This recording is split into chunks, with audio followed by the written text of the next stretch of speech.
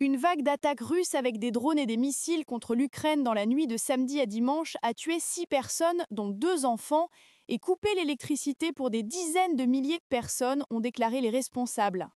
Les attaques ont principalement ciblé les régions du sud et du centre de l'Ukraine et ont laissé plus de 10 autres personnes blessées, selon les autorités régionales. La Russie a rejeté les appels des États-Unis à mettre fin à son invasion de près de 4 ans de l'Ukraine. Au lieu de cela, elle a poursuivi son attaque terrestre tout en renouvelant sa campagne d'attaque aérienne contre le réseau énergétique de l'Ukraine, ce que Kiev dit être la preuve que Moscou n'est pas intéressé par la paix. Les forces russes ont attaqué les régions de Dnipropetrovsk et d'Odessa.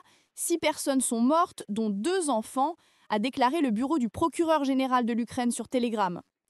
Les enfants étaient 2 garçons âgés de 11 et 14 ans, a déclaré le commissaire aux droits de l'homme de l'Ukraine, Dmytro Lubinets. Pendant ce temps, une attaque russe dans la région sud de Zaporizhia a laissé presque 58 000 foyers sans électricité, a déclaré le gouverneur de la région, Ivan Fedorov. La Russie n'a pas immédiatement commenté, mais elle nie cibler les civils, affirmant qu'elle frappe les infrastructures énergétiques qui soutiennent l'industrie de défense de l'Ukraine.